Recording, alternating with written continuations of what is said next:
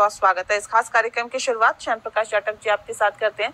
Sir, क्यों आप लोगों को ऐसा लगता है कि इन तीन पार्टियों ने, इन तीन खानदानों ने जम्मू कश्मीर को बर्बाद करने का काम किया है? इसी बात को प्रधानमंत्री नरेंद्र मोदी ने भी आज कहा कि हमें नहीं लगता कि पूरे कश्मीर वाकई आवाम को लगता है। उन्होंने पिछले 35 साल में इसको झेला है। जिस तरीके से पिछले 35 साल में 3000 दिन कश्मीर बंद रहा, 8 साल कश्मीर बंद रहा। आप ये लगाएं कि पिछले 5 वर्ष में जब से धारा 370 खत्म की गई है तब से 5 घंटे के लिए भी बंद नहीं हुआ है। इसको कहते हैं परिवर्तन, और ये हमने करके दिखाया, मोदी जी ने करके दिखाया। और वहां पर जिस तरीके से आतंक से जूझ रहा था कश्मीर, उस आतंक से जो है मुक्त कराने में भारतीय जनता पार्टी ने मोदी जी के नेतृत्व में वहां पर काम किया, और काफी हद तक हम उसमें निजात दिला भी पाए हैं। और थोड़ा बहुत कहीं कसर है तो उसको हम जड़ मूल से खत्म कर देने वाले हैं। और इसी के साथ साथ वहां पर जिस तरीके से जो नौजवान बच्चे, आप ये समझ लो जो 30 साल पहले जो बच्चा पैदा हुआ, आज वो अनपढ़ है, पढ़ने की स्थिति में नहीं, क्योंकि वहां पे स्कूलों की व्यवस्था ठीक नहीं रही। आज उन बच्चों को बेहतर तरीके से, जो नए नौजवान बच्चे, जो हमारे नए बच्चे जो हैं, उनको पढ़ाने के लिए वहाँ पर अच्छी व्यवस्था की जा रही है। ठीक है। तमाम तरीके के रोजगार वहाँ पर व्यवस्थित किए जा रहे हैं। इंडस्ट्रीज मतलब इन तीन पार्टियों ने, इन तीन खानदानों ने जम्मू कश्मीर को आगे नहीं बढ़ने दिया। राकेश सिंह यादव जी, देखिए सीधे सीधे आरोप सीधे खानदानों पे लगाया जा रहा है, और ये कहा जा रहा है कि कांग्रेस, पीडीपी और एनसी के ये तीनों पार्टियां ऐसी हैं, परिवारवाद इनमें है, और इन खानदान जनता भी समझती है कि पाकिस्तान से मुकाबला कांग्रेस ने कैसे करा। इंदिरा जी जब, ठीक है, मैं मोहम्मद अनायत जी करूँ उससे पहले शांत प्रकाश जी, अब पाकिस्तान के डिफेंस मिनिस्टर से अब भारत बुलवा रहे हैं क्या कि कांग्रेस और एनसी का जो गठबंधन है उसका विरोध करें, उसकी खिलाफत करें? देखिए, बड़ा ताज्जुब की बात है कि जिस तरीके का ये जो इनके प्रवक्ता हैं कांग्रेस के, वो इस बात पर टिप्पणी कर रहे हैं।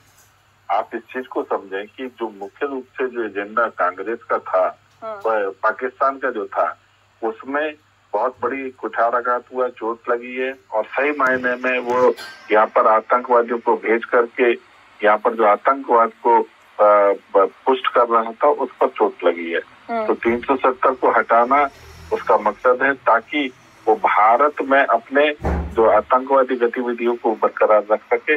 और कांग्रेस ने जिस तरीके से, आप मणिशंकर अय्यर जी का बयान देखो ना, उन्होंने क्या कहा था कि आप मदद करेंगे तो मोदी को हम हटा पाएंगे। और पाकिस्तान में ये बयान दिया था, ये बात बोल रहे ना कि बिरयानी खाने गए, मणिशंकर जी ने वहां पर जाकर के ये बयान दिया था कि आप मदद करो तो हम मोदी को हटा पाएंगे, मोदी को हटाना जरूरी है। इस वक्त में वही पीड़ा जो है वो सीधी तौर पर दिखाई दे रही है। और जिस तरीके से नेशनल कॉन्फ्रेंस का जो एजेंडा है 370 और 35 को हटाने का, उसमें कांग्रेस का जो सहमति है वो हर सूरत में उन आतंकवादी ऑर्गेनाइजेशनों को, अलगाववादी ऑर्गेनाइजेशनों को पुष्ट कर रही है, जो भारत में आतंकवाद को किसी भी रूप में फैलाना चाहते हैं। ठीक है, मोहम्मद अनायत जी, देखिए तो सीधे सीधे आरोप लग रहा है, भारतीय जनता पार्टी आरोप लगा रही है, देश के प्रधानमंत्री जब दौरे पे जाते हैं तो पीडीपी का भी जिक्र करते हैं कि आप लोगों ने बर्बाद कर दिया। जी नेहा जी, थैंक यू।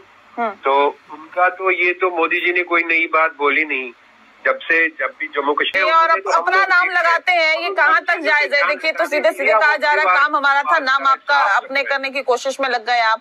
और दूसरी बात इस बात को लेकर भी है ना सर, अगर बर्बाद करने वाले खानदानों में पीडीपी भी है, एनसी भी है, कांग्रेस भी है, सब है, तो फिर क्या भविष्य को सोच के ही बोला गया है? आगे गठबंधन तो नहीं होगा ना ऐसे बर्बाद करने वाले लोगों के साथ? देखिए, सही मायने में अगर आप, जैसे इन्होंने अभी कहा कि आपने दिया क्या, तो सही मायने में कश्मीर को हमने 370 से मुक्ति दी, और 370 से मुक्ति देने के कारण से वहां से जो आतंकवाद जो है वो खत्म हुआ। एक दौर था जिस वक्त में जो हमारे जो सैनिक हैं उनके हाथ में गुलेल पकड़ा दी थी इन लोगों ने कि आतंकवादियों का मुकाबला इन गुलेलों से करो। इससे ज्यादा दुर्भाग्यपूर्ण कुछ हो सकता है? किस तरीके से हमारे सैनिकों को वहाँ का जो आवाम है, मतलब जो वो मारा करता था, तमाम वीडियो आज भी उपलब्ध है। ये कौन से सुरक्षा की बात कर रहे हैं? वहाँ जाने में रूह कांपती थी। दोपहर 12 बजे के बाद में नमाज पढ़ने के बाद, 1 बजे नमाज पढ़ने के बाद पथराव होगा, इसलिए उससे पहले आप लोग एयरपोर्ट पर पहुंच जाएं। और कई मरतबा इस चीज को मैंने झेला। ये वहाँ पे शांति की बात कर रहे हैं, वहाँ डेवलपमेंट, जब जहाँ पर माहौल ऐसा हो वहाँ डेवलपमेंट होगा। अरे पहले शांति लाने की आवश्यकता थी। आज 5 साल से वहाँ पर शांति के लिए जिस तरीके से काम किया है मोदी सरकार ने, अमित शाह जी के गृह मंत्री जी के सहयोग से इतना बेहतरीन तरीके से वहाँ काम हो रहा है। आज सब लोग सुरक्षित हैं। 30 साल में जाकर के वहाँ पर जो है सिनेमा हॉल खुले हैं, इससे बड़ी विडंबना हो सकती है? 30 साल से सिनेमा हॉल बंद, बाजार बंद, बाजारों में कुछ नहीं। ये डेवलपमेंट की बात कर रहे हैं। किसने इसको खराब किया?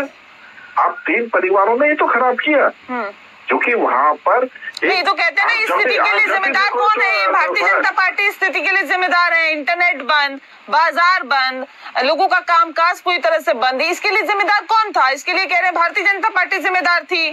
कुछ भी बोल दे, वहाँ का आवाम जानता अच्छी तरीके से। अब्दुल्ला जी ने क्या कहा कि अगर आपने धारा 370 को छुआ तो खून बहेगा। इतना भयभीत कर रखा था वहाँ के लोगों को, एक कतरा नहीं बहा। इतना डरा करके रखा कांग्रेस ने, एनसी ने, पीडीपी ने, धारा 370 हटेगी तो पता नहीं कितना खून बहेगा। ठीक है, मोहम्मद अनाज जी जवाब दीजिए। आप लोग सिर्फ डराने धमकाने के अलावा क्या कर पाए कश्मीर के लिए, बताइए। ऐसा तो नहीं है कि आपने शासन नहीं किया, शासन ही डेवलप कर पाया, तो इसका जिम्मेदार कौन है? क्या भारतीय जनता पार्टी इसकी जिम्मेदार है? अरे 10 साल से पहले भारतीय जनता पार्टी थी क्या केंद्र में या कश्मीर में? जिम्मेदार कौन है सर? आप ही लोगों ने तो शासन किया। मैं बता रहा हूँ आपको, शासन हमने किया। पहले तो उन्होंने बोल रहे हैं कि हमने 370 से मुक्ति दिला दी, जो ये जिस भाषा का प्रयोग कर रहे हैं, मुक्ति दिला दी। तो आपने तो ये बताइए 370 से डेवलपमेंट क्या हो रहा था? अभी वही राकेश जी आपके साथी बैठे हुए विपक्ष में ही हैं। आप मुझे बोलने दें। बोलिए। ये तो बोल रहे हैं कि हमने मुक्ति दिला दी। उन्होंने मुक्ति दिला दी तो यहाँ पे 6 महीने इंटरनेट क्यों सस्पेंड कर दिया गया? इंटरनेट सर्विसेज मुझे पूछे। और इंटरनेट सर्विसेज ही नहीं, यहाँ पे मोबाइल भैया वहाँ पर दहशतगर्द अपना काम ना कर पाए, वो वहाँ पर घाटी के माहौल को खराब ना कर पाए, इसलिए इंटरनेट बंद करना पड़ा। ये इंटरनेट जो है वहाँ की सुरक्षा और आप लोगों के जो वहाँ पर जो मंसूबे पूरे ना हो जाए उन लोगों को रोकने के लिए आपने 370 को खत्म करके कितना बड़ा काम किया, इतना बड़ा काम किया आपने कि पिछले पार्लियामेंट्री इलेक्शन में आपको यहाँ पे कैंडिडेट नहीं मिला जिसको आप खड़े कर सकते। दूसरी चीज कि यहाँ जो आप बात कर रहे हैं कितनी खुशहाली आई, इतनी तरक्की लाई है, इतने लोगों को हमने खुश कर दिया। आपको कैसे पता कि आपको कैसे पता कि कैंडिडेट नहीं मिला? हो सकता है इनकी अपनी कोई स्ट्रेटजी हो, अपनी कोई रणनीति हो। वो तो पता चल रहा है, बिल्कुल पता चल रहा है। वो स्ट्रेटजी आज भी पता चल रही है कि 90 सीट्स पे ये इनको कैंडिडेट नहीं मिले तो 28 सीटें तो उन्होंने खाली छोड़ दी। नहीं तो अपनी रणनीति भी तो हो सकती है ना सब पार्टी की।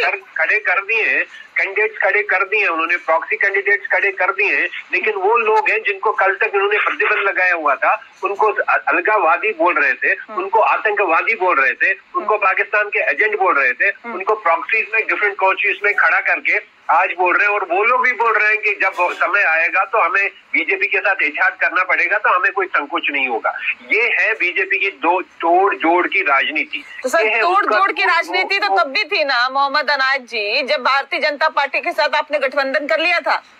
तो पता चला ना हमने, तो उसी दौरान तो हमें पता चला कि बीजेपी का असली रूप है क्या। उससे पहले नहीं पता था, तो उसी समय पता चला, बड़ी जल्दी पता चल गया सर। आप जितना आप मुझसे न्याय जी ये पूछ रहे हैं, उस समय तो पीडीपी बहुत अच्छी थी, नेशनलिस्ट पार्टी थी, प्रो नेशनलिस्ट पार्टी थी। It was hard on the सवाल मैं पूछ लूं तो फिर नहीं ये बताइए कि सवाल पूछना गलत है क्या? तो आज यही लोग बोल रहे हैं, क्या ये गवर्नमेंट का हिस्सा नहीं था? ये जो बोल रहे थे हमने अलगावाद को या आतंकवाद को हमने बढ़ावा दिया, क्या उस समय ये श्याम प्रकाश यादव जी जवाब दीजिए। सर अभी जो है इस पार्टी ने बर्बाद कर दिया, इस खानदान ने बर्बाद कर दिया। उस वक्त तो बहुत अच्छी पार्टी थी, आपके सहयोगी थी, जब इनके साथ गठबंधन कर लिया था।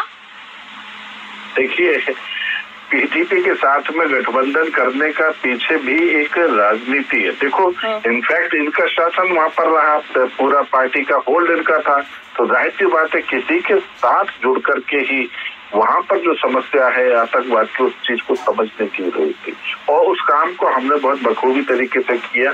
वहां के लोगों में जाकर के आप सही कह रहे हैं कि वहां पर आपने कहा ना कि हम सभी सीटों पर लोगों को खड़ा नहीं कर पा रहे, क्योंकि उन सारी सीटों के ऊपर आप लोग बहुत बुरी तरीके से काबिज हैं।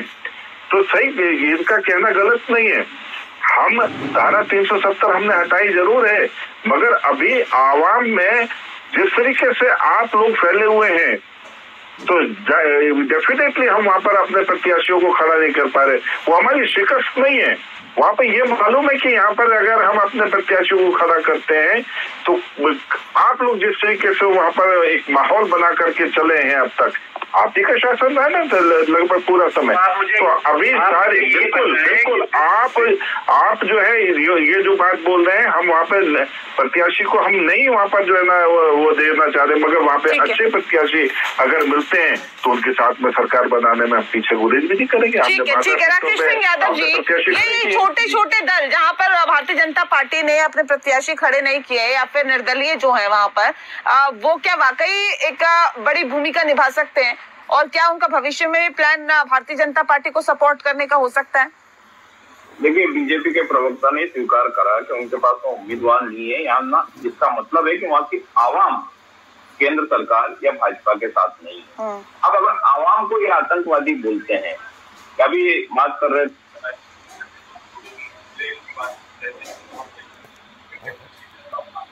सर आपकी आवाज हम तक नहीं